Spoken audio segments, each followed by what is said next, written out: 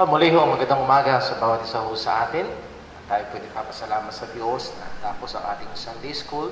At meron tayo ngayong, nadako ho tayo ngayon sa ating hong pagsamba.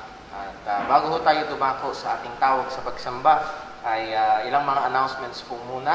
Ang ating mga gawain sa pamimili kung kailan tayo manonood, umaga ba o bahagya na yun. Pag-pray ho natin ang ating mga kapatiran. Salamat po sa update muna kay Brother Roy. Si James Librado na ating pinagpe-pray ay nasa bahay na at nagpapagaling. At salamat sa Panginoon na halos walang binayaran. Tama ho ba, Brother Roy?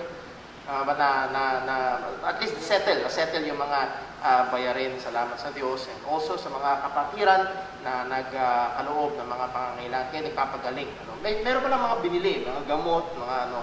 So yun ho ay nalaking tulong. Thank you po mga kapatid. And also, pag-pray natin si Sister Jinjin, alam mo natin na siya ho ay ng-chemo. At I would like to encourage the ladies na kamustahin mo siya. At alam natin yung side effect nun ay napakahirap. Ilang beses siyang nagte-text sa akin, Brother Paul, pwede ba ako mag-church? At dahil siya ho ay nasa mas vulnerable na kalagayan, ay sa ngayon ay hindi pa ho natin siya nakakasama. Pag-pray din ho natin si Brother Dave Paule, ito po natin mga kapatiran na may mga karamdaman. Meron tayong kaibigang pastor, si Brother Marcelo, nawala sa isip ko yung apelyido niya ngayon. Siya ho ay pastor at nag-COVID positive. Ano ho? Isa pang kaibigan ko pa, si Brother John Alexis Garcia, nag-positive din siya at salamat sa Diyos ay naka-recover na. So again mga kapatid, hindi natin alam. At hindi ibig sabihin Kristiyano ka, exempted ka na sa ganito. Ano ho? At lalabas tayo dyan, tutuksuhin natin ng Diyos. Ingatan ako ng Panginoon, susugod ka sa ano. No, ingat pa rin tayo, maging matalino tayo. Yes, iingatan tayo ng Diyos. Nevertheless, huwag natin tuksuhin ng Diyos na ilagay natin ang ating sarili sa hindi kinakailangang kapahamakan. And also, ay ang atin hong mga kapatiran na mga nangangailangan ng mga pinansyal. Ang atin hong kamanggagawa, ninong namin sa kasal, Pastor sa San Mateo Rizal, si Brother Riuel Paritang, kanyang ina ay nangangailangan ng 1.5 hanggang 2 milyon para sa operasyon sa puso. And isa pang kamanggagawa, si Brother Jeffrey, ano mo nakalimutan ko na naman ang gusto kong sabihin, Domingo, ang kanyang apelido. Pastor din ho siya sa Going Visayas, if I remember correctly. Nagkasakit yung kanyang anak, dinala niya sa ospital, nahawa siya sa kanyang anak. Hindi COVID hindi COVID. At dahil nahawa siya sa kanyang anak, yung virus ng kanyang anak napunta sa kanya, at for some reason, inapekto, butas niya sa hinihinga, nung nagpatuloy echo, nakitang may butas siya sa puso, at lumalala. At kailangan niya ng 1 milyon. So, hindi niya alam, all throughout his life, hindi niya alam na meron siyang butas sa puso. Naging aktibo lang dahil doon sa sakit na nakuha niya mismo sa kanyang anak. So muli, again, ay pag-pray natin ito mga kamanggagawa ko, natin ito kailangan ng provision sa kanilang mga kailangan. Well, tayo dadako sa ating pagsamba sa Panginoon. By the way, bago ko makalimutan, pag-pray natin, nakikita niyo ang kalagayan ng ating church. At ano pa yun, malayo pa ho yan sa pagkakumpleto, ito pang sahig. Kaya Lord willing, next week ho, subukan natin gawa ng paraan ay makadun tayo sa Sunday School room o magdaos ng ating pagsamba dahil baka babakbakin na itong sahig at uuwi ito sa pag-aayos pa. So, pray ho natin lahat ng iyaan, nabayan, tulungan tayo ng Panginoon. And tayo ho ay mahamon. Huwag natin isipin, kaya yan, basta tustusan ni brother, sister, ganito yan. No, if we can be a part, hamunin ng bawat isa. Hindi kailangan maging malaki. You want to be a part, you want to contribute, I very much welcome ho. You can contact me or talk to me kung paano. Okay, so yun ho ang ating mga announcements. Tayo dadako sa ating tawag sa pagsamba. Ito isang sandali ng katahimikan upang manalangin tayo sa Diyos. Tingin natin ang kanyang gabay upang ihanda tayo sa pagsamba sa Kanya at pagsisihan ang anumang mga kasalanan upang hindi maging hadlang sa ating pag-aalay ng ating mga sarili sa Panginoon. Let us pray.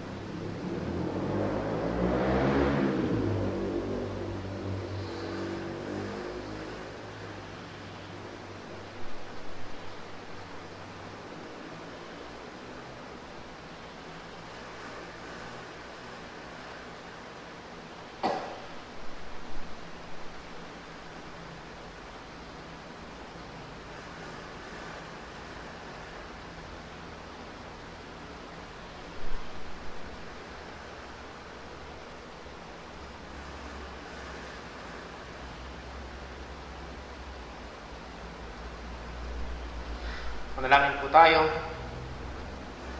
O aming Diyos na dakila, makapangyarihan, marunong, walang hanggan ng iyong kadakilaan. Salamat po, O Diyos, na Ikaw ang kumilos at gumawa. Salamat po, Panginoon, na alam namin na Ikaw ang may lalang ng lahat ng bagay. At salamat, O Diyos, sapagkat nilalang mo ang lahat ng bagay. Oo, nilalang mo kami. Hindi para sa anumang mababang dahilan, kundi nilalang mo kami para sa iyong sarili. Salamat po, O Diyos. Namadalangin ko po ngayong sandaling ito, magawa namin ang rason na kami ay iyong nilalang at kami ay iyong niligtas at yun ay para maluwalhati ang iyong dakilang pangalan. Nawa, O Diyos, ngayong sandaling ito, tunay maialay namin ang aming mga sarili. Bilang haing buhay, banal at kalugod-lugod sa iyong harapan. Salamat po, Panginoon, sapagkat nalalaman namin ngayon na ang aming mga pag-aalay ay katanggap-tanggap sa iyo sa pamagitan ni Kristo Jesus. Tunay, Panginoon, nawa, masumpungan mo na ang aming pag-aawitan na hindi lamang gawa ng aming mga bibig, kundi ito'y galing sa mga puso na nagpupuri sa iyo. Nawa, Panginoon, sa aming pananalangin ay tunay, kami ay makipag-usap sa iyo, O Diyos. At nawa sa aming pangangaral ng iyong salita ay ikaw ang mangusap sa amin at hayaan namin ang iyong kapangyarihan, ang iyong katotohanan, ang patuloy na kumilos at magbago sa aming mga buhay. Nawa, O Diyos, sa lahat ng ito, aming pagsamba. Si James na nagpapagaling, ang aming pong mga kamanggagawa, ang nanay ni Brother Ruel Paritang, si Brother Jeffrey, Panginoon, ang aming kamanggagawa na positibo sa COVID-19. O Panginoon, mahabag ka po. Abutin mo po ng iyong kamay na mahabagin at mapagpagaling. Ang mga pangangailangan, O Diyos, na pinansyal, O Panginoon, ikaw po nawa ang magbukas ng mga kaparaanan upang ito ay mapuno. At muli, hindi ang aming kalooban, kung hindi ang iyong kalooban. Ama, diadalangin din namin sa iyo ang aming gobyerno, ang aming presidente, O Diyos, mahabag ka. Bigyan mo ng karunungan sa mga desisyon na kailangan gawin. Ganun din po, lalo't higit nawa, mahabag ka sa kanyang kaluluwa at siya ay makakilala ng tunay kay Kristo. Muli, Panginoon, lahat ng ito, sa iyong kamay na kayang gumawa ng higit sa aming hinihingi at inaakala, amin itong tinatagubilin. At lahat ng ito hinihiling namin sa panghala ng aming Panginoong Heso Kristo. Amen. Ang kapatid, tayo po'y tumayo, tayo po'y umawit sa Panginoon.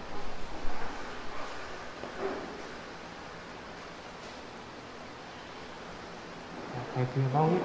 Awitin po natin All Hail the Power.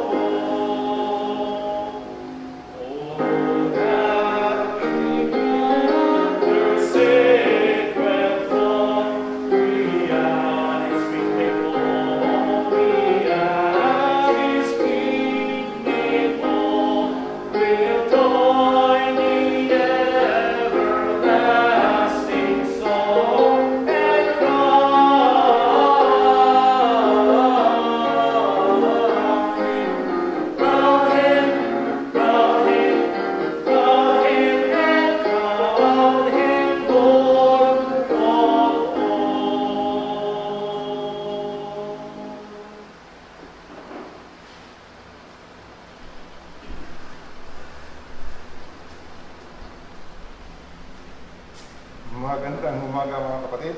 Para po sa pagbasa ng salita ng Diyos, buksan po natin ang ating mga Biblia sa Book of Psalms, chapter 69,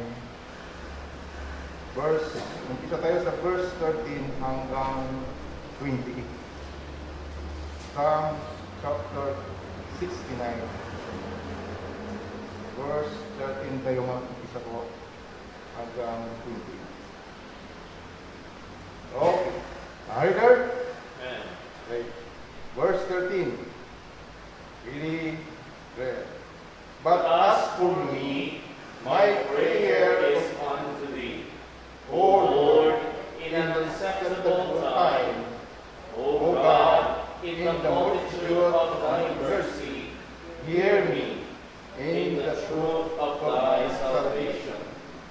Deliver me out of the mire, and let me not sink. Let me be delivered from them that hate me, and out of the deep waters. Let not the water flood overflow me, neither let the deep swallow me up, and let not the pit shut her mouth upon me. Hear me, O Lord, for thy loving kindness is good.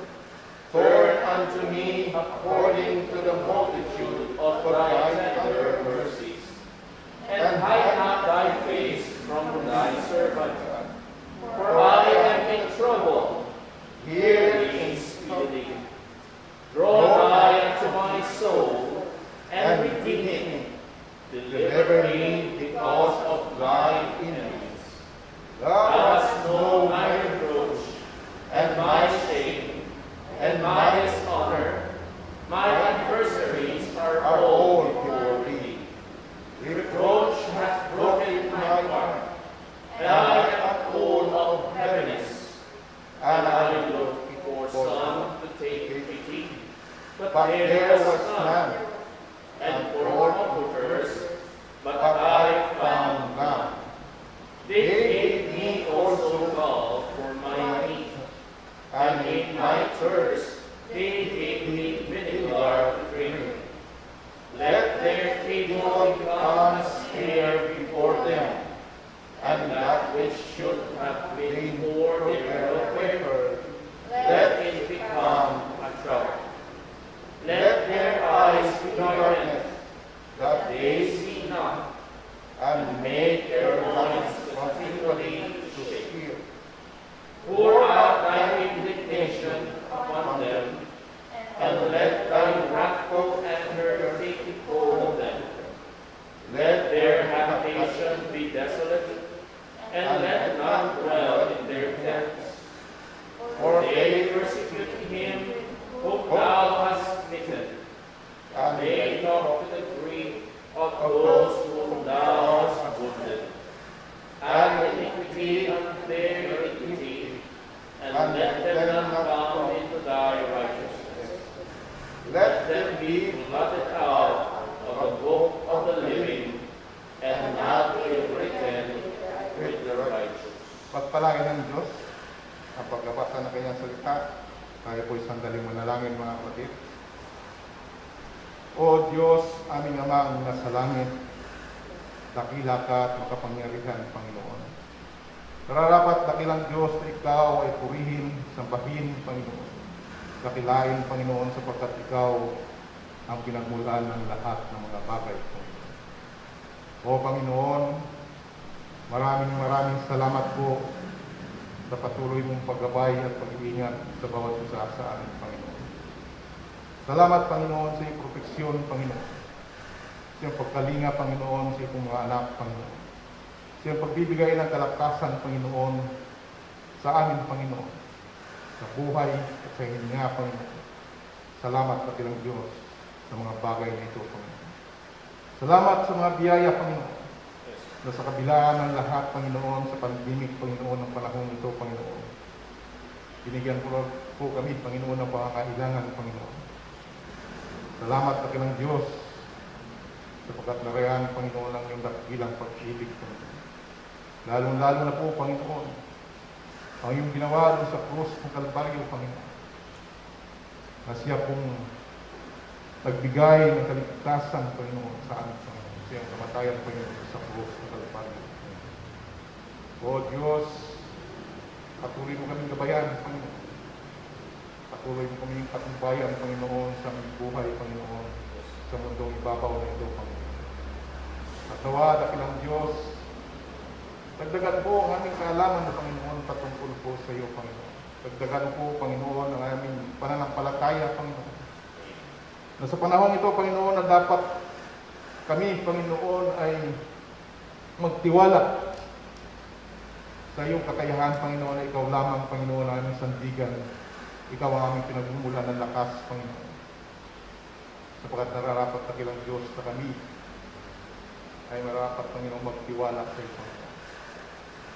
Ikaw lamang, Panginoon, ang makapag-iingat sa amin, Panginoon. sa pandemic na ito, Panginoon. Kaya, O Diyos, huwag mo alisin, Panginoon, ang iyong proteksyon, Panginoon, sa iyong mga anak, Panginoon. Hindi bagkos, Panginoon, pagtibayin mo kami, Panginoon, sa pananampalataya, Panginoon. Na kami ay kakapit, Panginoon, sa iyo, Panginoon. Kami, Panginoon, ay magtiwala, Panginoon, sa Diyos ng lumikha ng lahat ng mga bagay. Salamat, Panginoon, sa iyong mga salita kanina, Panginoon. Aming Sunday School, Panginoon. Tunay, dakilang Diyos, na ang sinsya, Panginoon, ang evolusyon, Panginoon, ay hindi kulang po ang paliwanag na ang iyong patungkol po sa iyo. Kaya salamat, dakilang Diyos, sapagkat binuksan po ang aming pong mga puso at isipan na makilala namin ang aming Panginoong sa Kristo. Salamat, dakilang Diyos, sa iyong salita, Panginoon. Salamat, Panginoon, sa buhay, Panginoon. Na ikaw, Panginoon, ang pinagmulan nito, Panginoon. Kaya, dakilang Diyos, dalangin namin, naway dagdagan mo pa, Panginoon, ang aming kaalaman, Panginoon, aming pananampalataya, pagtibayin mo, Panginoon. At nawa, dakilang Diyos, dinadalangin mo rin po ang bawat mga pamilya, Panginoon, na bumubuo, Panginoon, ng iglesyang ito. Ikaw, Panginoon, ang bigay, Panginoon, ng proteksyon, Panginoon. Tulungan mo po, Panginoon, ang bawat mga pamilya, mga asawa namin, Panginoon, mga anak, Panginoon. Mga mahal namin sa buhay, dakilang Diyos. Nawa, proteksyonan po kami, Panginoon, sa sakit na ito, Panginoon, na COVID-19, Panginoon. O Diyos, alam namin na ikaw lamang ang aming pag-asa, Panginoon. Ikaw, Panginoon, ang proteksyon, Panginoon, sa amin, Panginoon. Kaya dakilang Diyos, pinadalangin ko po ang aming pong mga kapatiran, Panginoon, na nasa bahay-bahay, Panginoon. Tulungan mo sila, Panginoon, na magtiwala, Panginoon, at magpalakas, Panginoon, sa pananampalataya sa iyo, Panginoon. O Panginoon, maraming salamat sa mga biyayang iyong pinagkaloob, Panginoon, sa amin, Panginoon. At nawa, dakilang Diyos, samahan mo kami sa gawain na ito, Panginoon. Na aming pumatuon, Panginoon, ang aming kaisipan at ang puso, Panginoon, na ikaw, Panginoon, ay aming mapupurihan, Panginoon. Ikaw ay aming maitaas, Panginoon, sa sandaling ito, Panginoon, sapagkat yun ang nararapat, Panginoon. O Diyos, samahan mo po kami, Panginoon, na matapos po ang gawain na ito, Panginoon. Panginoon, ang aming pastor, Panginoon, na si Father Paul, Panginoon, bigyan mo po, Panginoon, ng patuloy na pag-iingat, Panginoon. Nakumungan, dakilang Diyos, upang sa ganoon, dakilang Diyos, napakain niya, Panginoon, ng mga espiritual na mga bagay, Panginoon, ang kanyang mga tupa, Panginoon. Ang iyong mga tupa, Panginoon, na pinagkakatiwala, Panginoon, sa aming pastor, Panginoon. O Diyos, ang kanyang pamilya, Panginoon, ang anak, Panginoon, ang asawa, dakilang Diyos, patuloy po proteksyonan, Panginoon. Kami lahat, Panginoon, na nagtitiwala, Panginoon, sa iyo, Panginoon. Proteksyonan po kami, Panginoon. Tulungan po kami, Panginoon, at matapos po ang gawain na ito, nawa, dakilang Diyos. Bawi sa iyo lahat, Panginoon, ang lahat na papuri at salamat, Panginoon. At ikaw, Panginoon, ang siyang madakila sa oras na ito. Ito po ang aming samot dalangin sa pangalan ni Kristo Jesus. Amen.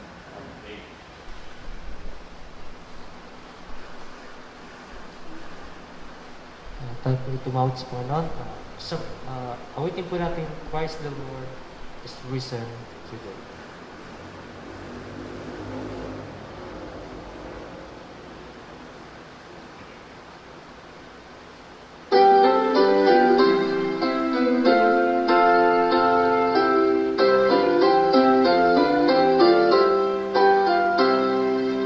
Christ the Lord is risen today. Hallelujah. Sons of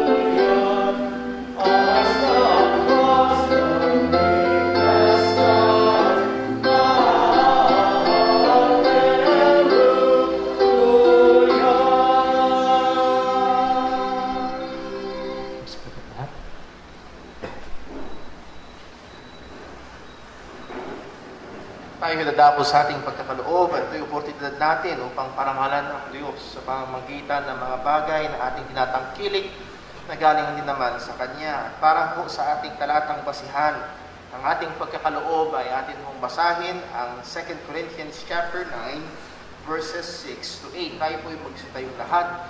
2 Corinthians chapter 9, verses 6 hanggang verse number 8. Ito po ang sabi ng salita ng Panginoon. But this I say, he which soweth sparingly shall reap also sparingly. He which soweth bountifully shall reap also bountifully. Every man according as he purposeth in his heart, so let him give, not grudgingly or of necessity, for God loveth a cheerful giver. And God is able to make all grace abound toward you, that ye, always having all sufficiency in all things, may abound to every good work. Purihin po ang pangalan ng Panginoon. Tayo po ay manalangin. Panginoon naming Diyos, aming Ama, tunay dakila ang iyong katapatan. Salamat po, O Diyos, sapagkat kami ay pinagkakalooban mo lagi ng aming mga pangangailangan at naroon ang kasapatan. At po, O Diyos, maraming pagkakataon ay higit pa sa sapat.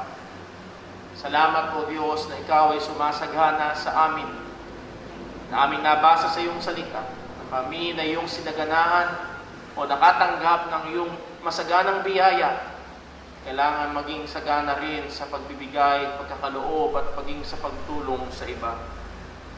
Panginoon, sa aming pag-aalay na ito, bigyan mo kami ng tamang puso. Paalala mo sa amin na hindi ka sa halaga nakatingin kung hindi sa kalagayan ng puso. Salamat po, Diyos, sa paalala. Nawa, Panginoon, masumpungan mo ang isang puso na sumasamba, nagmamahal, at naroon ang kagalakan sa pagkakaloob sa iyo. Panginoon, tunay ang iyong sinabi, ang magtatanim ng kaunti, aani ng kaunti. Ang magtatanim ng sagad, aani ng sagad. Panginoon, paalala mo sa amin na ito ay iyong salita. Palain mo po pagkakaloob. Bigyan mo kami, Panginoon, ng puso na may kagalakan. Maging sa pangaral ng iyong salita, ikaw po nawa ang gumabay. Dalangin namin itong lahat sa pangalan ng aming Panginoong Hesukristo. Amen.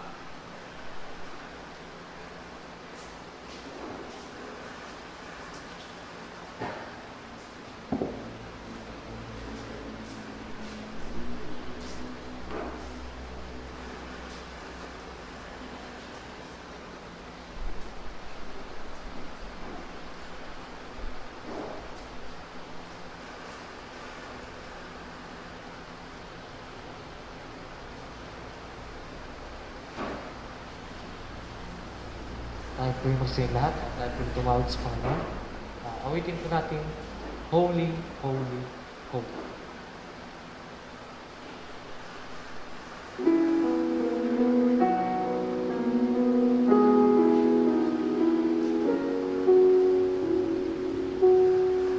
Holy, holy, holy, Lord God Almighty, early in the morning our song shall rise to thee. Holy, holy, holy, merciful and mighty.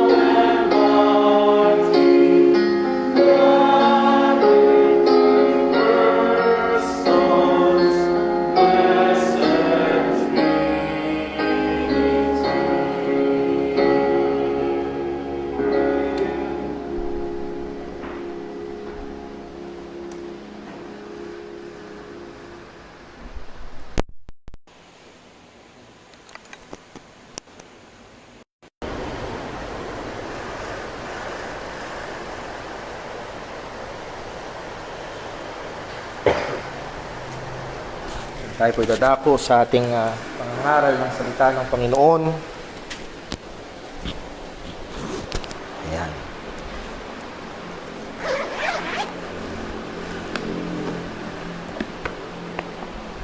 Sa Book of Numbers, chapter 11, ay masusumpungan ho natin ang tala na kung saan ang mga tao ng Diyos, ang bansang Israel, ay naglalakbay sa ilang upang tunguhin ang lupang ipinangako ng Diyos sa kanila.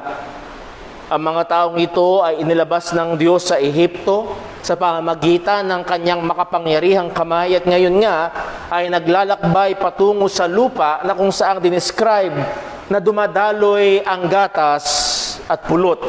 Hindi yun literal, kundi nagsasabi lang na tunay, napakataba ng lupa, napakayaman ng lugar na kanilang pupuntahan. Ngunit, merong problema. Pag binasa natin sa Numbers chapter 11, verse 4, ang sabi ng salita ng Diyos ay ito, "And the mixed multitude that was among them fell a lasting. And the children of Israel also wept again and said, Who shall give us flesh to eat?" So sila ay ilang panahon nang paikot-ikot sa ilang at sinusustentuhan sila ng Diyos ng tinapay galing sa langit na ang tawag ay mana. Ngunit dumating ang araw na sila ay nagsawa na sa mana. Sabi nila, tama na ang mana. Gusto namin ng karne. Gusto namin ng ibang pagkain. At ang sabi nila sa Numbers chapter 11 verse 5, "We remember the fish which we did eat in Egypt freely, and the cucumbers and the melons and the leeks and the onions and the garlic." Naalala nila yung panggisa. Naalala nila yung isda. Naalala nila itong mga gulay at prutas na kinakain nila doon sa Egypt na kung saan sila ay iniligtas ng Panginoon. At ang sabi na, "But now our soul is dried away. There's nothing at all beside this manna before our eyes." Sawa na kami sa mana. Iba naman. Gusto namin na ibang pagkain. So itong mga taong ito na iniligtas ng Diyos mula sa matinding pagkaalipin doon sa Ehipto at ngayon sila'y patungo na sa lupang ipinangako ng Panginoon, naalala nila ang mga bagay na na-enjoy nila sa Egypt.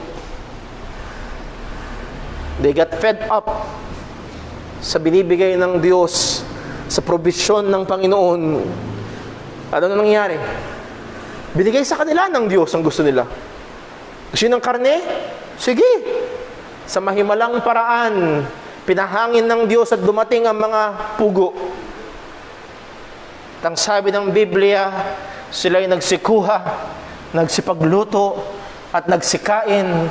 At habang nasa pagitan pa ng ngipin nila yung karne, sila ay sinumpa ng Diyos.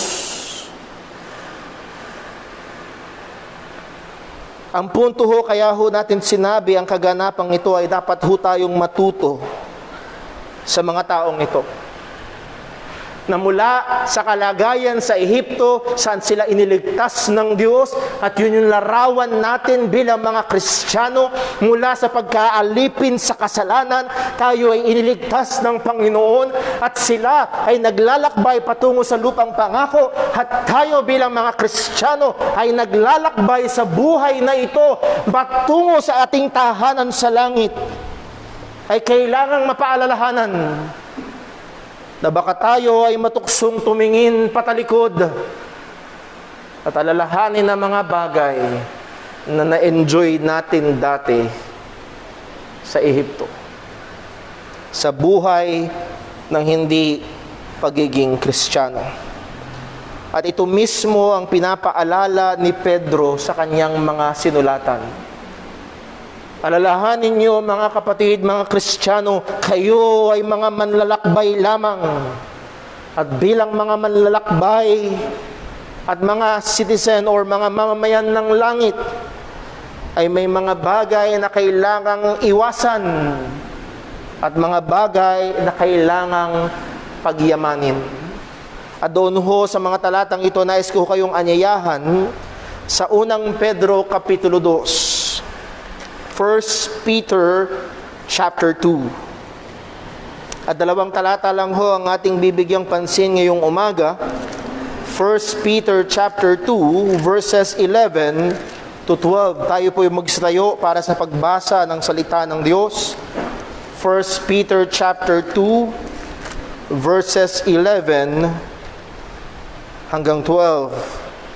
Babasahin ko ho, pakisdan nyo sa inyong mga Biblia. Ito po ang salita ng Diyos.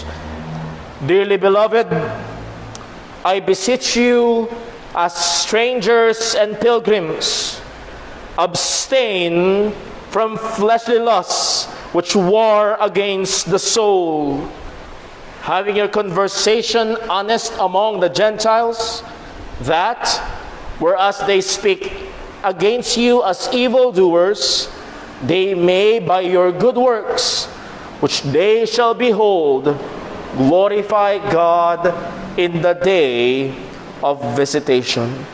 Pagpalain po ng Diyos ang pagkabasa ng kanyang mga salita. Manalangin po tayo. Panginoon naming Diyos, muli, kailangan namin ng iyong pagtuturo. Kailangan namin ng iyong katotohanan. Ilayo mo sa amin ang kasinungalingan at kamalian. Turuan mo kami, O Diyos, tulungan mo kami, O Panginoon. Bigyan mo kami ng bukas na puso at isipan. Panginoon, naming hinihiling kung meron man sa aming kalagitnaan o maging sa mga tumutunghay mula sa kanilang mga tahanan, kung meron mang hindi patunay na mananampalataya, mahabag ka po, O Diyos.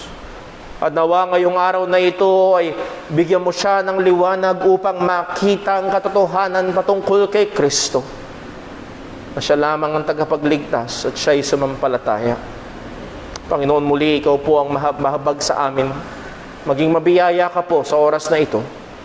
Dalangin namin itong lahat sa pangalan ng aming Panginoong Hesukristo. Amen. Maaari na po magsiupo ang lahat. Ito ang ating pinaka-mensahe ngayong umaga. Believers, as God's people, must live in this world battling against sin and living in righteousness for the glory of God's name. Ang mga mananampalataya bilang mga tao ng Diyos ay kinakailangang mamuhay sa mundong ito na nakikipaglaban sa kasalanan at namumuhay sa katwiran para sa kaluwalhatian ng pangalan ng Panginoon. Sa biyaya ho ng Diyos, 2 punto ang ating bibigyang pansin. Maliwanag ang mga utos dun sa 2 talata na ating nabasa. Una ay ito, abstain from fleshly lusts. Believers must abstain from fleshly lust. And then pangalawang punto, believers must live an honest life. Believers must live an honest life. Habang tayo ay naglalakbay sa buhay na ito, itong 2 bagay na ito ay dapat makita sa buhay natin bilang mga Kristiyano. Ang pagtanggi at pakikipaglaban sa kasalanan at pamumuhay ng may katuwiran, pamumuhay ng may kabanalan, pamumuhay ng may katotohanan sa mata ng mga taong nasa paligid. So tignan ho natin ang unang punto. Believers must abstain from fleshly lusts. Ang mga mananampalataya ay kailangang tumanggi, lumayo, makipaglaban sa mga pita ng laman. Ang sabi ni Pedro ho ay ito sa verse number 2 o sa verse number 11. Dearly beloved, I beseech you as strangers and pilgrims, and here is the command, abstain from fleshly lusts. Ito ang maliwanag na utos ng Panginoon. At kanyang sinaysayang isa sa mga dahilan at ano ba ang ginagawa ng mga fleshly lusts na ito na dapat nating layuan, which war against the soul. So ang sabi ni Pedro ay ito, dearly beloved, ina-address ni Pablo o ni Pedro ang mga Kristiyano na kanyang sinusulatan. And let us be reminded, sino itong mga Kristiyanong ito? Balikan natin sa chapter 1, verse number 1. Peter, an apostle of Jesus Christ, to the strangers scattered throughout Pontus, Galatia, Cappadocia, Asia, and Bithynia. So these are believers who are scattered in many different provinces. Nagsikalat sila. Bakit sila nagsikalat? Hindi dahil meron silang nilalayo ang virus, kundi dahil merong pag-uusig dahil sa pananampalataya nila kay Kristo. So sila ay galing sa ibang lugar at puwersahang nalipat sa ibang mga lugar upang sila ay hindi mahuli, upang sila ay hindi mapatay. Iniwan nila ang kanilang mga lupain. Marami sa kanila iniwan ng mga ari-arian. Marami sa kanila ang nahuli at napahamak at may mga napatay. So these are scattered, persecuted Christians, and they were literally strangers. Ano yung sabihin ng strangers? Sa salitang mas naunawaan natin ngayon, foreigner. Foreigner ba? Pag nakakita tayo ng, foreigner, hindi taga dito.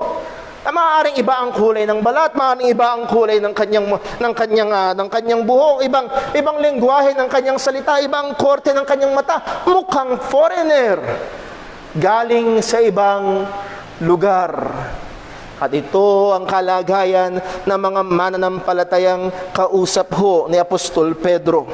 At itong mga mananampalatayang ito na persecuted ay pinapakiusapan ni Apostol Pedro, inuutusan. Ang sabi niya ay beseech you.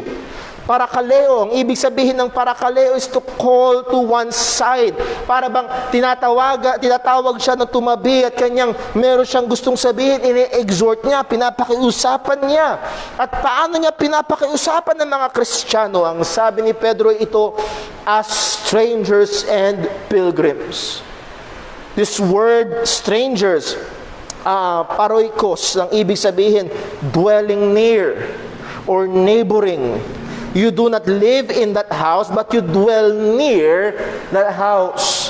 Hindi ka doon nakatira sa bahay na yun, pero nakatira ka sa malapit sa ibig sabihin, hindi ka talaga doon, taga doon.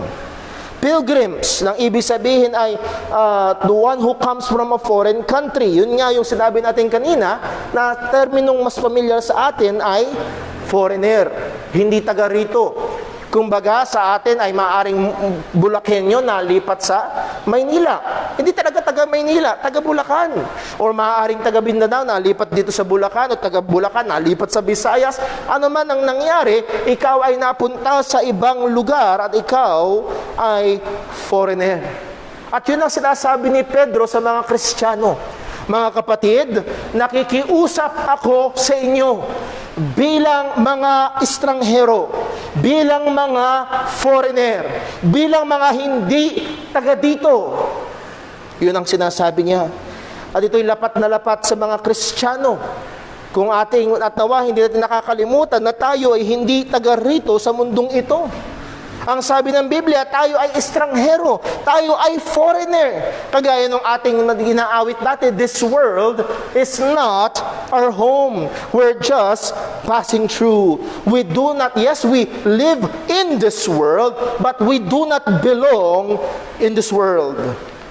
Well, paano nangyari ng mga Kristiyano ay, Brother Paul, dito ko pinanganak. Brother Paul, talagang lihito mong taga rito ako. Tignan mo pa man ang ID ko, eto ang address. Hindi ako estranghero. Hindi ako foreigner. Ako'y talagang Pilipino, taga dito ako. Paano mo sasabihin na ikaw ay, ang Kristiyano ay estranghero? Well, nawa mga kapatid, natin nakalimutan ang ating mga nakaraang pag-aaral. Doon lamang sa verse bago ang ating binasa. Verse number 9, tingnan po natin. 1 Peter chapter 2, verse 9.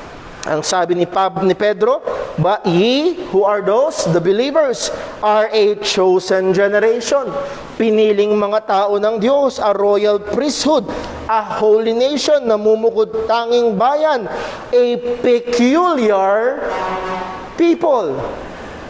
Ano ibig sabihin ng peculiar? Sa Greek, ang ibig sabihin niyan, a possession, a people of God's own possession. Pagmamay-ari na ng Diyos. At paanong naging pagmamay-ari ng Panginoon? Kanya tayong tinubos. So tayo ay hindi na sa ating sarili. Tayo ay hindi na sa mundong ito. Tayong mga Kristiyano ay pagmamay-ari na ng Panginoon. God has chosen us to be His people. God, through Christ, has redeemed us. Tayo ay Kanyang tinubos. Tayo ay Kanyang pinili para sa Kanyang sarili. At tayo nawa ay mapaalalahanan sa sinabi ng ating Panginoong Jesucristo sa John 15, verse 18. Please open your Bibles. John 15, verse 18. Ano ang sabi ni Jesus? John 15, 18. If the world hates you, know that it has hated me before it hated you. O bakit naman namumuhi ang sanlibutan sa ating mga Kristiyano? If ye were of the world will love its own. Or will love you as its own. Kung ikaw ay sa sanglibutan, mamahalin ng sanlibutan yung sa kanyang sarili. Pero take note sa sinabi ni Jesus, but because you are what? Not of the world. Listen mga kapatid, ang mga Kristiyano, listen, ang mga mananampalataya, we are not of this world. Whether you like it or not, whether you believe it or not, and I hope you believe the Word of God, we are strangers and pilgrims. We are foreigners. We are not of this world. Brother Paul, galing tayo sa Mars? Hindi. Paano tayo hindi na sa sanlibutan ito? Paano nangyayaring tayo hindi sa sanlibutan ito? Ang sabi ni Jesus, because I choose you out of the world, therefore the world hates you. Pinili kita at inilabas kita sa makasalanang sanlibutan. Akin ka. Kaya hindi ka na sa sanglibutan, akin ka. Pinili kita at binili kita para maging akin. Yun tayong mga Kristiyano. Tayo ay pinili at tayo ay tinubos ni Kristo para sa kanyang sarili. Tayo ay hindi na para sa sanlibutan ito. Yes, nabubuhay tayo dito sa mundo. Yes, gumagalaw tayo dito sa mundo. Pero again, we are strangers. We are not local citizens. Hindi na tayo taga rito. Actually, ang sabi ng salita ng Panginoon sa Philippians chapter 3 verse 20, for our conversation is in heaven. And that word conversation, ang ibig sabihin, our citizenship. Ang ating pagkamamayan ay sa langit. So pag tayo ay namatay, saan tayo uuwi? Well, mahirap ngayon, pero usually, ang OFW yung namatay sa ibang bansa, anong ginagawa? Kahit isang buwan na, iuwi pa rin. Bakit? Taga dito eh. At sa ating kalagayan bilang mga Kristiyano, mga kapatid, tayo ay tagalangit. At pag dumating ang ating kamatayan dito sa lupang ito, tayo iuuwi sa ating tahanan kapiling ng Panginoon. To be absent from the body, sabi ni Pablo, is to be present with the world. So we are heavenly citizen. Maaaring sa ID natin, ang nilalagay mo sa mga papeles, citizenship, huwag nyo sanang salagay, langit. Naka hindi tanggapin yung inyong papel. Yes, we are Filipino citizen. Yes, tayo yung mamamayan ng Pilipinas. Pero narito pa ang isang mas dakilang katotohanan. Tayo ay mamamayan na habang tayo ay nakatahan dito sa lupa, tayo ay mamamayan ng langit. O napakaraming mga tao ang nagnanasa maging US citizen, Canadian citizen, Australian citizen. And I'm not saying na yun ay masama. Pero mga kapatid, let us be reminded, we may not be dual citizen, but we are heavenly citizen. Tayo ay mamamayan ng langit. At kung sakaling ikaw ay nakarating sa Amerika, At sa kung sakaling nakuha mo ang green card, at kung sakaling na-fulfill mo yung 5 years required stay, at ikaw ay sumumpa na, at ikaw ay lehitimo ng American citizen, well, kailangan mong ganapin yung mga responsibilidad bilang citizen. Kailangan mo magbayad ng buwis. Kailangan mong may mga duties at kung ikaw ay tawagin ng korte for your jury duties, kailangan mo mag-show up bilang isang jury o bahagi ng jury. At hindi lang yun, ikaw man ay makarating sa Amerika, pagtatrabahuhan mo yung bahay mo dun. Yes? Ikaw man ay makarating sa Europa, ikaw man ay makarating sa Australia o Canada, magbabatak ka ng buto para makapagpundar ng iyong mga ari-arian. O mga kapatid sa ating mga mamamayan ng langit, kakaiba ang ating kalagayan. Pagdating natin doon, hindi na tayo magtatrabaho, meron ng ipinaghandang lugar para sa atin. O pagdating natin doon, may naghihintay na manang hindi nawawala, manang hindi kumukupas, manang hindi nasisira, naghihintay para sa atin. Sa mga mananampalataya na kausap ni Pedro, maaaring yung mga lupang minana nila at ipapamana nila ay nawala na. Maaaring yung mga ari-ari ang minana nila at ipapamana sana nila ay nawala na rin. Pero mga kapatid, sa ating mga Kristiyano, o pinapaalala ni Pedro sa kanila na merong bayan. At dito sa lupang ito, na kasaan dumadanas ng pag-uusig ang mga Kristiyano, may naghihintay na lugar na uuwian natin. Isang perpektong lugar na siyang tunay nating tahanan. At kagaya ng sinabi ko ho kanina, bilang mga citizen ay merong responsibilidad. At tayo bilang mga heavenly citizen, mga mamamayan ng langit, mga anak ng Diyos, ay meron din tayong obligasyon. At ang sabi ni Pedro ay ito, isa sa mga obligasyon natin ay ito, abstain from fleshly lusts. Or sa ibang salin ng pagkakasabi, abstain from the passions of the flesh. Ano tong sinasabi na ito? Abstain. Ang ibig sabihin ng word na abstain is to refrain, umiwas, or to hold oneself off.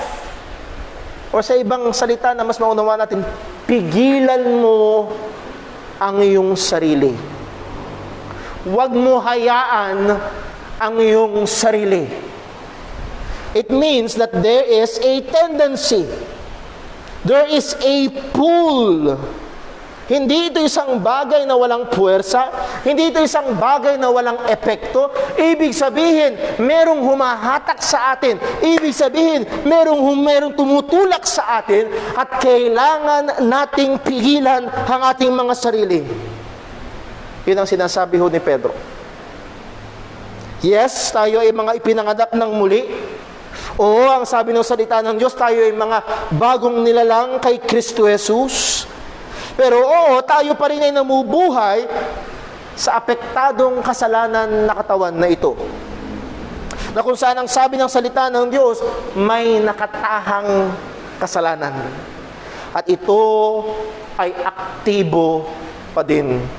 Hindi na kasalanan ng naghahari, hindi tayo alipin ng kasalanan, pero nakikipagyera pa rin, nakikipaglaban pa rin ang kasalanang nakatahan sa ating mga laman. At alam na alam ni Pablo ang bagay na ito. Ang sabi niya sa Romans chapter 7 verse 18, "For I know that in me that is in my flesh dwelleth no good thing." Let me clarify. It is not the flesh that is not good. But there is something that dwells in the flesh that is not good. Hindi ang flesh ang masama.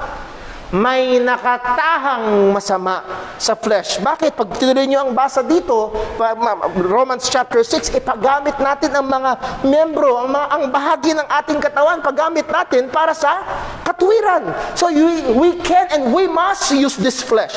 Kailangan at dapat nating gamitin ang katawang ito para ipaglingkod sa Panginoon. Pwede, dapat. Pero at the same time, itong katawan na ito na dapat natin ipaglingkod sa Panginoon, may nakatahan. na ayaw maglingkod sa Panginoon.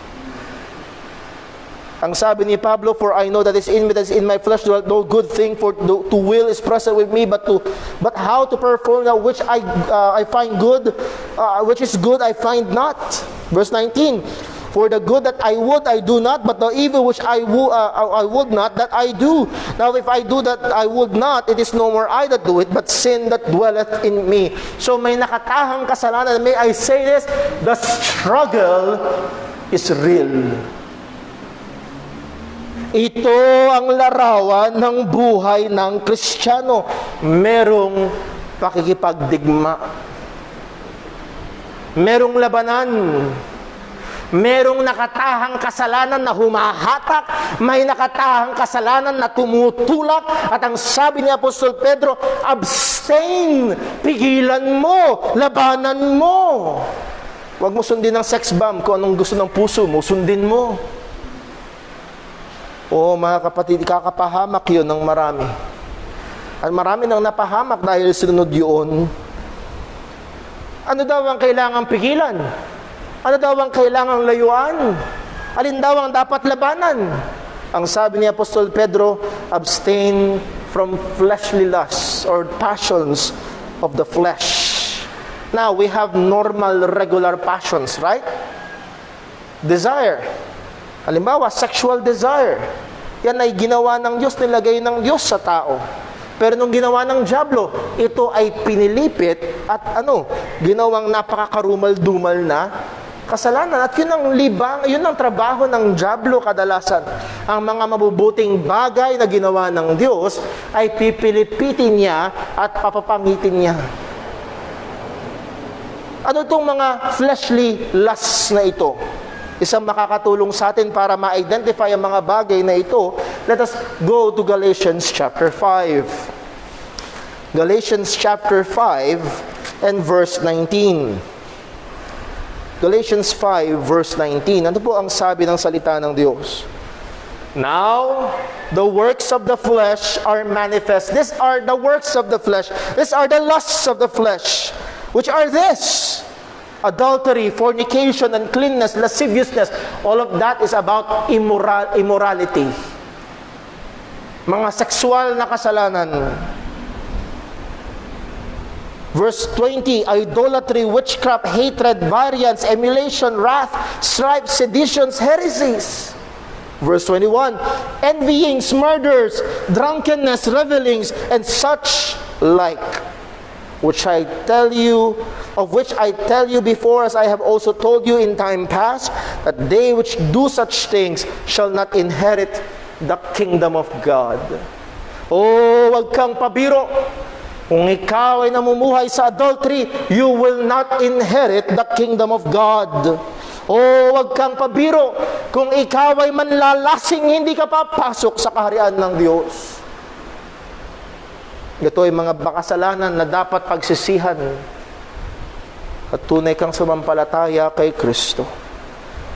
So again, these are the works of the flesh. Now, let me ask you, hindi mo nahuhulog sa kasalanan ng Kristiyano? Yes, nahuhulog. Iba yung nahuhulog, iba yung nagbababad. Pwede bang ang tupa mahulog sa putik? Pwede. Pero ang nagbababad sa putik, kalabaw yun. Hindi tupa. Kanya ho? Kung ang tao ay nabubuhay at nagbababad sa kasalanang ito, they will not inherit the kingdom of God. Pero Brother Paul, ang Kristiyano, dahil may kasalanang nakatahan pa sa laban, ay nakikipaglaban. Abstain. And yes, may mga pagkakataong na bumabagsak, natutukso, nadadapa, nang hihina, at yun ay kailangang pagsisihan. Salamat sa Diyos, siya'y may pangako na kung pahayag natin ng mga kasalanan, ay tatapat at banal siya na tayo patatawarin at lilinisin. Nevertheless, ang sabi pa rin ng salita ng Diyos, we are called to abstain. Tayo ay tinatawag na ito ay layuan. Tayo ay tinatawag ng Biblia na ito ay pigilan. Tayo ay tinatawag ng Biblia sa lengguwahe ni Pablo sa Romans chapter 8, ito ay patayin. So kaya gaya ho, sinabi ho natin dati pa sa ating Sunday School, ang larawan ng Kristiyano sa Biblia ay hindi isang taong walang kasalanan. Ang larawan ng isang Kristiyano sa Biblia ay isang taong nakikipagpatayan sa kasalanan. It's either patayin mo ang kasalanang nakatahan sa iyo o papatayin ka niyan at dadaling ka sa impyerno. Again, mga kapatid, huwag niyo sanang pagkamalian. Hindi ang pagpatay sa kasalanan na magdadala sa atin sa langit. Kundi ang isang tunay na patungo sa langit ay ano? Pinapatay ang kasalanang nakatahan. Yun ang larawan ng isang tunay na Kristiyano. At bakit daw ito kailangang patayin ng sabi ni Pedro, which war against the soul. That word war, it wages war. Ito ay military term, it is a strong term. Ang kasalanan, ang pita ng laman ay mga kaaway na sinusubukang sirain ang iyong kapayapaan, sinusubukang sirain ang kalagaang iyong relasyon sa Panginoon, ang tamis ng iyong relasyon sa Panginoon, na sinusubukang nakawin ang iyong kagalakan. Yun ang ginagawa ng kasalanan. O hindi ba natin naranasan? Sa mga pagkakataong nagkulang tayo sa pagbabantay, pinabayaan natin ang ating sarili. Pinabayaan natin ang maduming kaisipan. Hinayaan natin ang ating bibig at hindi tayo nagbantay. At alam natin nagkasala tayo. O, di ba, may epekto sa ating relasyon sa Panginoon. Hindi nawawala ang ating relasyon. Pero apektado ang ating komunyon. Apektado ang ating kagalakan. Apektado maging ang ating kapayapaan. At may mga pagkakataon, may mga totoong Kristiyano na dumarating nawawala, so much so ang apekto ng kasalanan, so much so ang pakikipagdigma ng kasalanan sa kanya, na siya ay nagkakaroon ng, ligtas mo talaga ako, bakit ganito?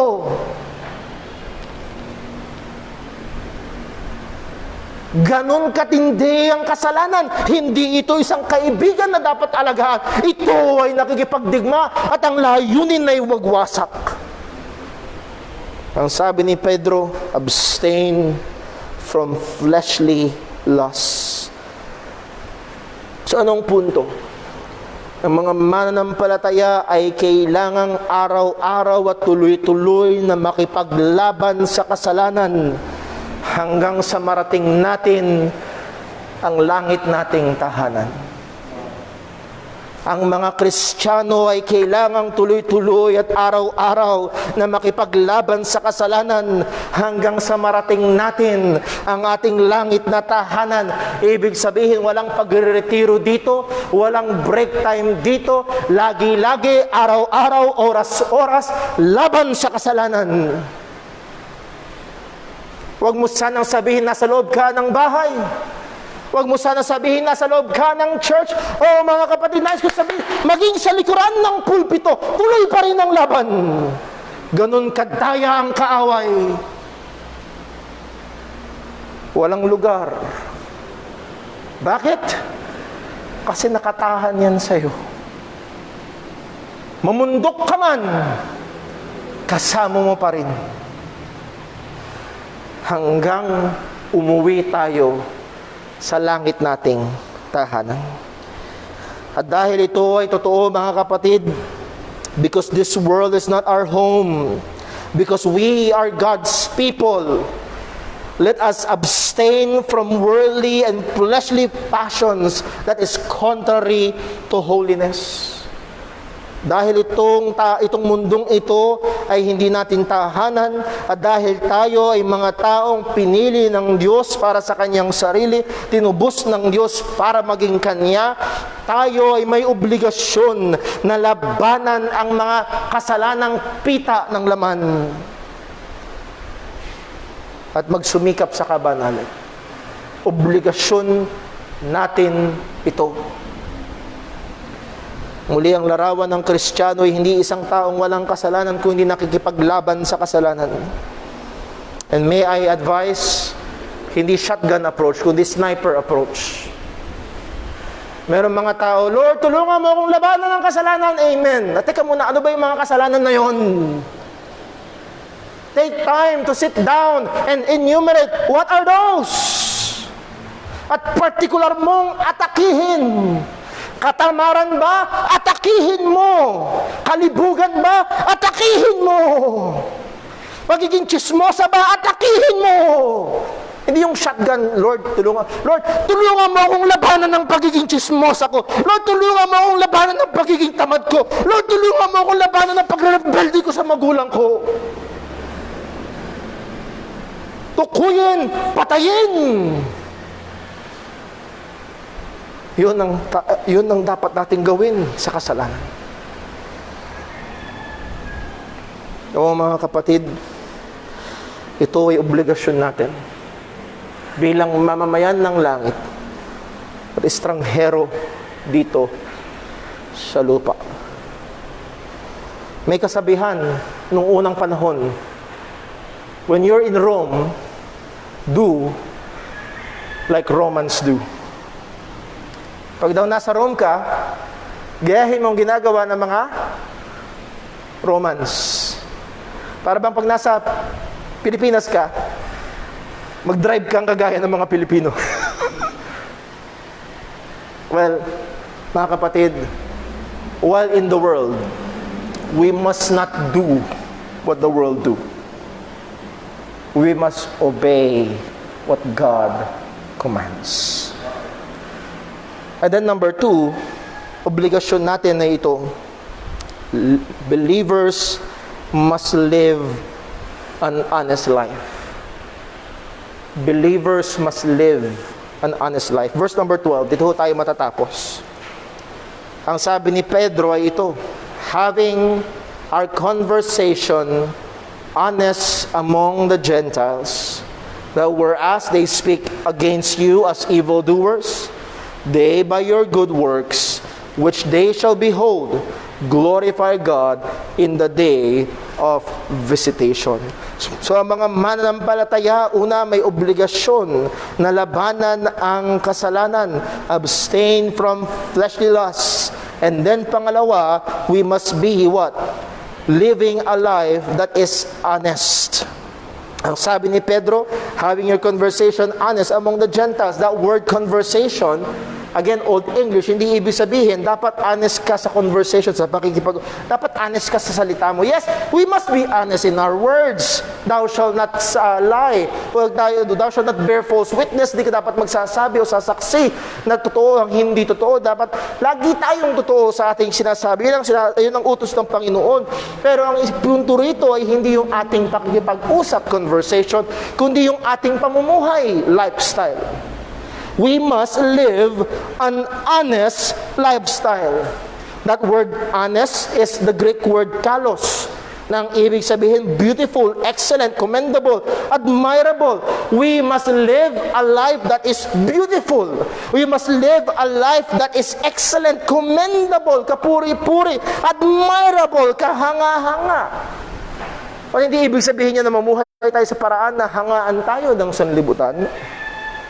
Pero tinutukoy dito ay nahandoon ang pagiging maganda sang-ayon sa standard, pamantayan hindi ng sanlibutan, kung hindi pamantayan ng Diyos. Naalala ho ba natin ang sabi ni Pablo sa mga taga-Philippi? Ang sabi niya sa Philippians chapter 1 verse 27 na inyo lamang ang pamumuhay ay maging karapat-dapat sa ebanghelyo ni Kristo. Na ang buhay daw natin ay dapat nakasang-ayon sa nakalinya sa ebanghelyo ng ating Panginoong Hesukristo. Yun dapat ang ating ginagawa. Namumuhay ng isang buhay na karapat-dapat sa ebanghelyo. Tingnan lang natin sa Titus chapter 3. Titus chapter 3 verse 8. Titus chapter 3 verse 8. Ano po ang sabi ng salita ng Panginoon? Titus chapter 3 verse 8. Ang paalala ni Pablo ay ito. Sinasabihan niya si Tito na sabihan ng mga mananampalataya. Ano daw? This is a faithful saying, and these things I will that thou affirm constantly. Titus, affirm this. Titus, say this constantly. Tuloy-tuloy mong sabihin. Paalala mo lagi sa mga Kristiyano that they which have believed in God might be careful to maintain good works. Ang mga nananampalataya sa Diyos ay maging maingat sa paggawa ng mabuti. Hindi maging maiwasin, kundi maingat na ginagawa, maingat na sinisigurado na ito ay nakikita sa buhay. They maintain to good works, these things are good and what? Profitable unto men. Mamaya makikita listen, ang paggawa ng Kristiyano ng mabuti, ang pamumuhay ng Kristiyano sa mabuting paraan karapat-dapat sa Ebanghelyo ay mabuti at kapaki-pakinabang sa mga hindi mananampalataya. Anong sabi? Balik ko tayo sa 1 Peter chapter 2. Kailangan ko hong bilisan. Ito po ang sabi. Having your conversation honest what? Among the Gentiles. Teka muna, Brother Paul. Di ba ang kausap ni Pedro ay mga hintil din? Well, a mix of Gentiles and Jewish Christians. Pero bakit among the Gentiles? Well, dahil sila namumuhay kasama ng mga hindi mananampalataya. Namumuhay sila, yes, maaari sila ay dating hintil, pero ngayon ay mamamayan na sila ng langit. And they are living among the Gentiles. Ang sabi, that whereas they speak evil against you as evil doers. Kayo ay pinararatangan ng mga manggagawa ng masama. At alam niyo ang mga Kristiyano nung panahon na yon ay hindi maganda ang reputasyon. Hindi katulad ngayon, halimbawa nag-a-apply ka sa trabaho at nilagay mo, Christian. Christian ito. Mukhang mapagkakatiwalaan. Nung unang panahon, nung panahon nila Pablo, nila Pedro, pag nilagay mo sa resume mo, Christian. Pambihira, Christian pala ito. Walang kwentang tao to. Yun ang larawan ng mga Kristiyano. Ilan sa mga paratang sa Kristiyano ay ito. Una, pinaparatangan ng mga Kristiyano na cannibals. Ano yung cannibals? Kumakain ng katawan ng tao. Pero ba't naman kumakain ng katawan? Paano naman nila nasabi ng mga Kristiyano kumakain ng katawan ng tao? Ano ba ang ginagawa sa Lord's Supper? Anong naririnig ng mga hindi Kristiyano? Sasaysayin ang sabi ni Kristo, ito ang aking katawan. Pinagputol-putol. Ni chop-chop. Kainin niyo ito sa ni kain. Cannibal. Brother Paul, alam naman nila na tinapay yung ginagamit, simbolo lang yun, pag-ala. Wala silang pakialam. Alam niyo ba ang sanlibutan, walang pakialam? Kung makakahanap sila ng butas na maliit, babarinahan pa nila para lumaki. Why? Because, listen mga kapatid, kung Kristiyano ka, don't live in a fantasy. Kung Kristiyano ka, this world hates Christians. Namumuhi ang sanlibutan ito sa Kristiyano. Kung wala kang ginagawang masama, kung hindi ka lumalabag sa batas, gagawa sila ng batas na wala kang choice kung hindi labagin dahil sa pananampalataya mo kay Kristo. So, pastor ka sa Amerika, pwede ka lumalabag sa batas. Gumawa sila ng batas na kailangang ikasal ang babae sa babae, lalaki sa lalaki. Dahil pastor ka, at nagtatapat ka sa Panginoon, lumapit ang dalawang lalaki sa'yo, magpapakasal, tinanggihan mo. Kinabukasan, maaaring may demanda ka na. Wala naman akong ginawa. This world hates us. And salamat sa Diyos, this world is not our home. O maraming mga Kristiyano masyadong komportable at nabubuhay na parang wala ng alisan. Hindi lamang cannibals, incest. Mahalin mo ang iyong kapatid. Mahalin mo si brother. Mahalin lang, mamahalan sila magkakapatid. Oh, grabe. Rebellion. Rebellion? Hindi ba, Brother Paul, inuutusan ng Bible ang mga Kristiyano magpasakli? Wala silang pakialam doon. Ang tawag nila kay Kristo ay hari. Ibig sabihin, hindi yung emperor ang hari nila.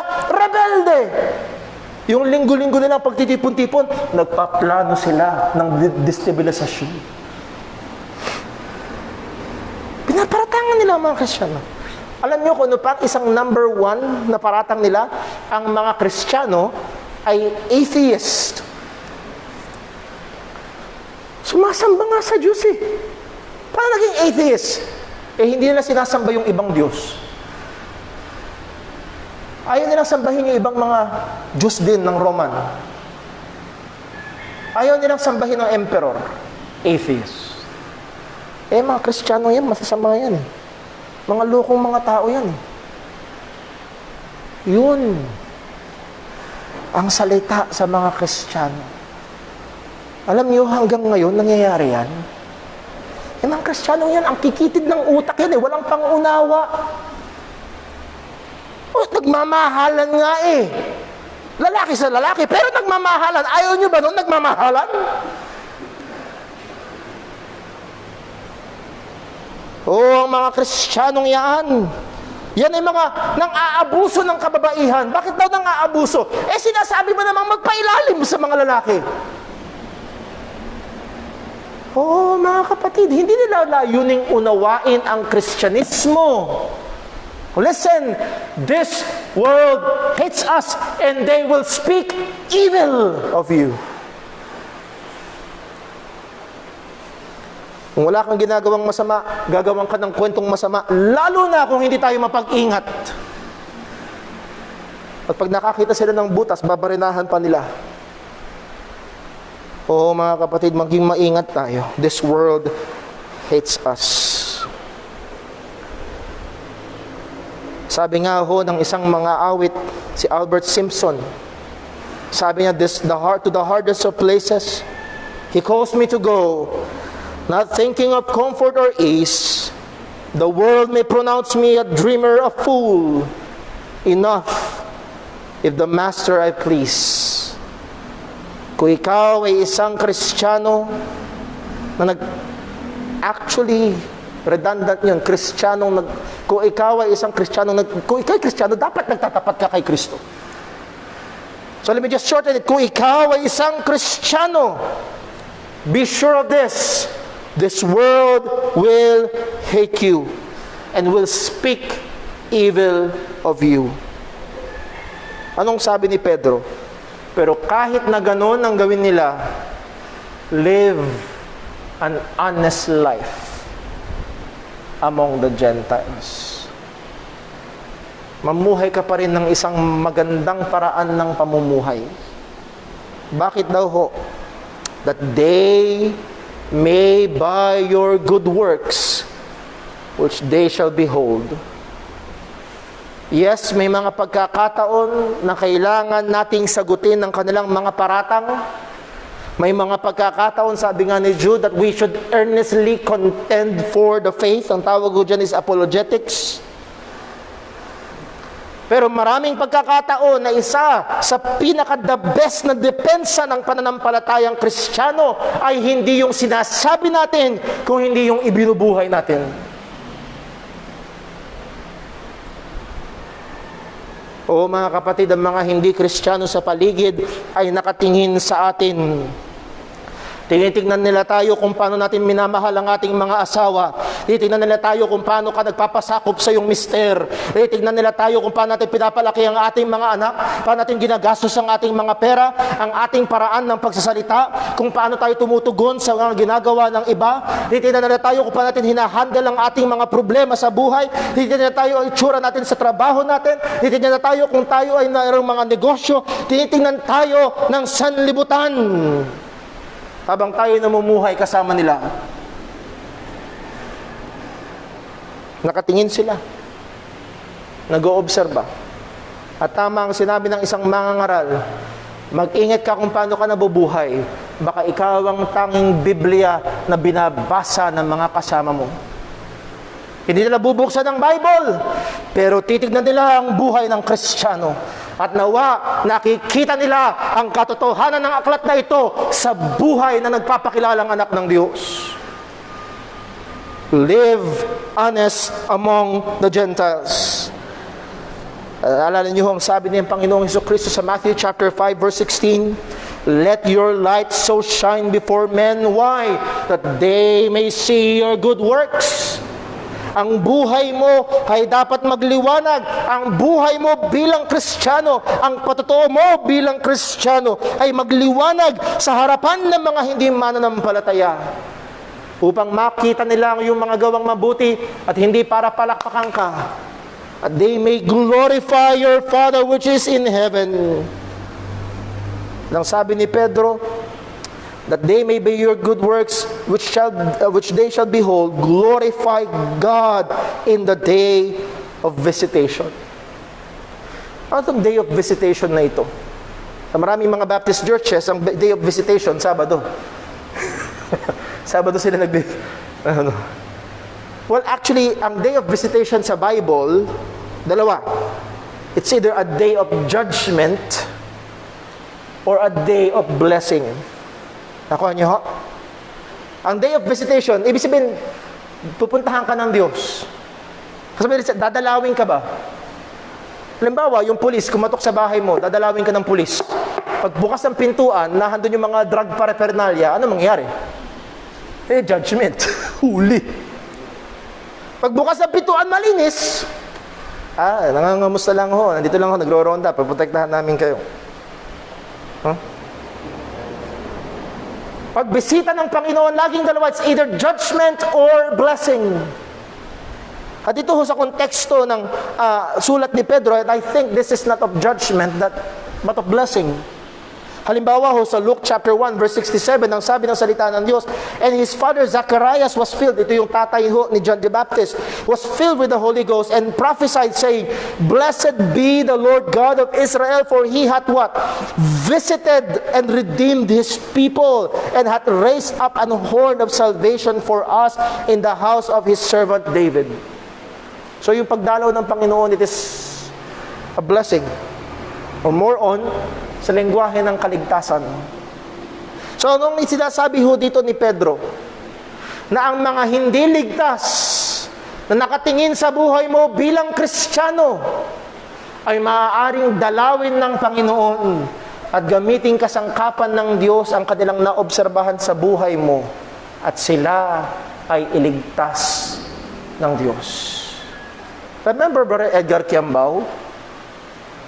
Inoobserbahan niya lang si Brother Totoy Ganas. Obserbahan niya lang. Dating sumasama sa inuman, hindi na sumasama. Dating sumasama sa ibang mga bagay, hindi na sumasama. Lagi na nagbabasa ng Bible. May kakaiba rito. May nagbago. Tapos dumating ang puntong nagkasakit si Brother Edgar. Nagka-cancer, inoperahan.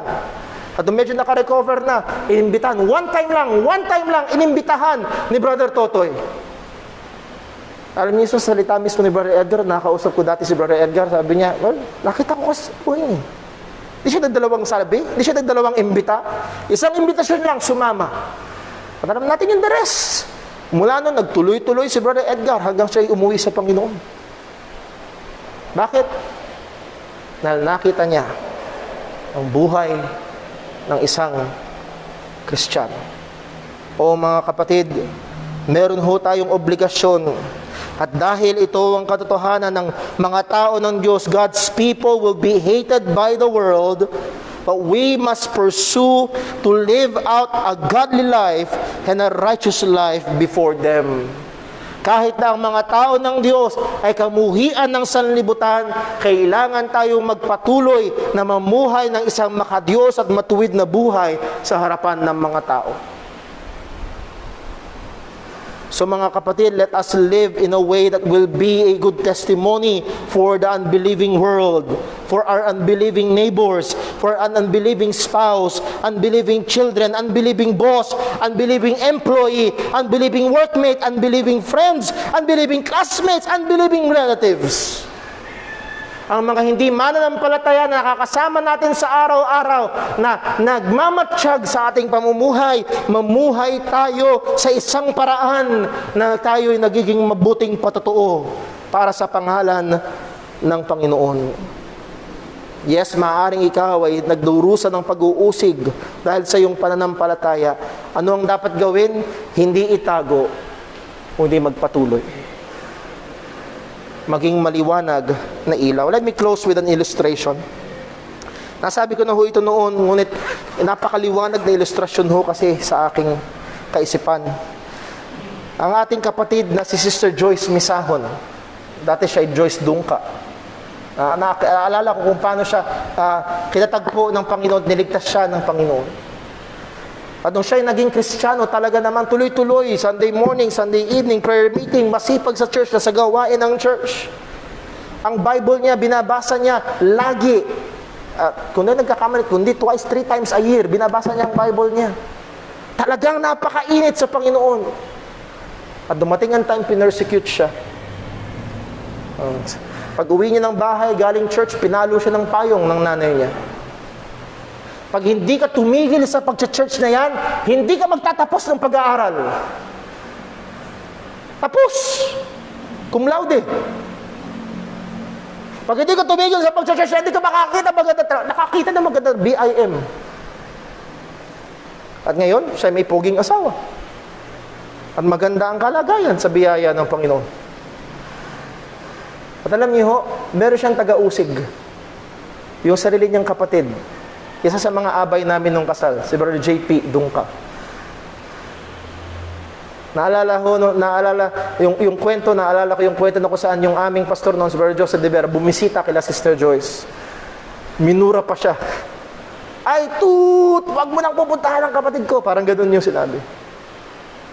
Ngayon, isa sa mga faithful na members ng Scripture Alone Baptist Church. Bakit? Bumisita ang Diyos. At hindi malayo na ginamit ng Diyos ang buhay ng kanyang kapatid na nagpatuloy sa pagtatapat sa kabila ng pag-uusig. At iniligtas yung kanyang mga kapatid. O nawa sa atin hong kalagayan, maging sa gitna ng pandemic na ito, tayo ay mamuhay ng may katuwiran at may kabanalan sa mata ng mga tao, at tayo sa ating personal na buhay ay patuloy na makipaglaban sa kasalanan. Ito ang ating obligasyon bilang mga mamamayan ng langit at estranghero lamang sa mundong ito. Let's pray. Panginoon naming Diyos, aming Ama sa langit, salamat po sa iyong salita. Salamat po sa iyong paalala. Salamat po sa iyong mga pagtuturo, pagtatama, pagsuway. O Panginoon, kami po ay nakikiusap. Kung meron man pong naririto o mga nakikinig sa mga tahanan na alam niya na siya'y hindi pa Kristiyano, at home pa siya sa sanlibutan, minamahal pa rin ang sanlibutan, walang kinakakita ang kabanalan sa kanyang buhay, walang pagsusumikap sa pagmamahal sa iyo. O Panginoon, katagpuin mo siya. Ipakita mo ang kanyang kalagayan. Ipakita mo si Kristo. At siya'y sumampalataya sa kanyang ikaliligtas. Ama, sa aming mga mananampalataya, tulungan mo kami ngayon na patuloy na makipaglaban sa mga partikular na kasalanan sa aming mga buhay. Panginoon, tunay ang daya ng puso namin. Napakasipag naming magpumilit patayin ang kasalanan sa buhay ng ibang tao. Pero napakabagal at napakakupad namin sa pagpatay sa mga kasalanan sa sarili naming buhay. Panginoon, ilayo mo sa amin ito. Tulungan mo kami. Nawa ang aming mga buhay ay maging kagamitan mo upang may mga tao pang makakita at makalapit kay Kristo. At lahat ng kaluwalhatian ay mauwi sa iyong pangalan. Salamat po, O Diyos. Ingatan mo kaming patuloy, tulungan mo po kami. Maging aming mga kapatid ang may mga karamdaman. Lahat ng ito'y sa namin dalangin sa pangalan ni Kristo Jesus. Amen. Tayo po yung lahat, tayo po yung umawit sa Panginoon.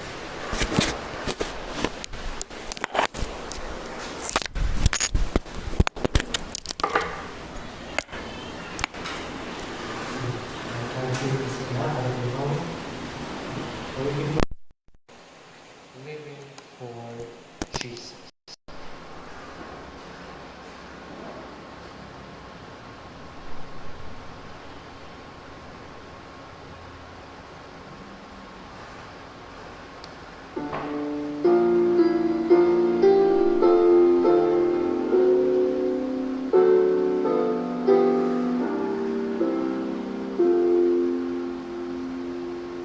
Living for Jesus, a life that is true, striving to please Him in all that I do,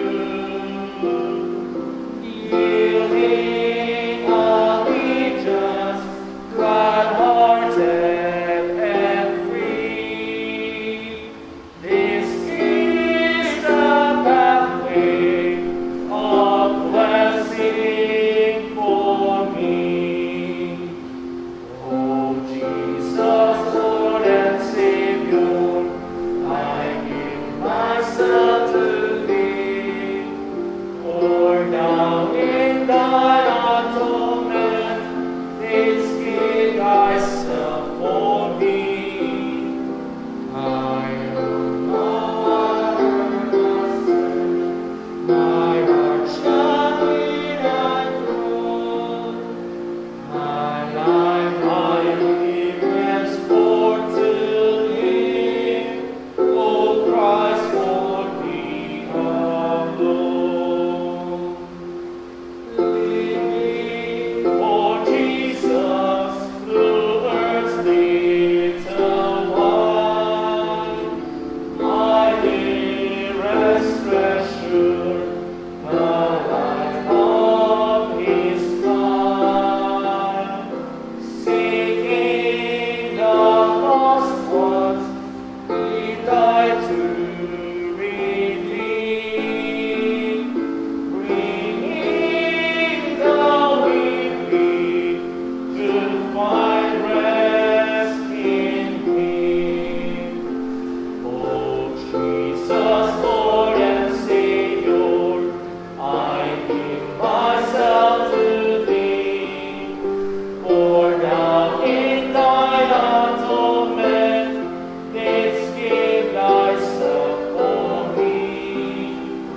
I own no other master, my heart shall be Thy throne.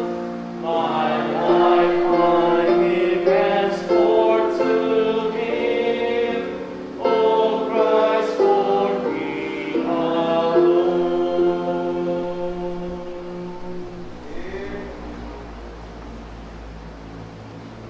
Ayan, mga kapatid, muli maraming salamat maging sa ating mga kapatid at tumuhay online.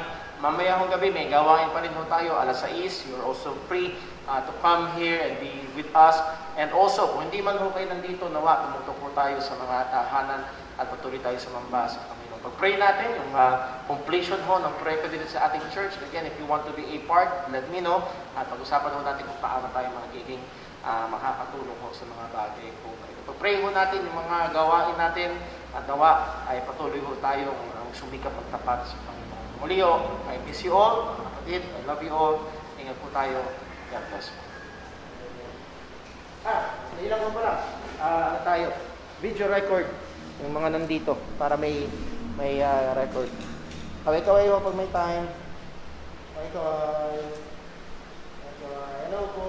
Gusto namin dito sa church. Ayan. Kaway-kaway. bless po. Tingnan po sa pag-uwi.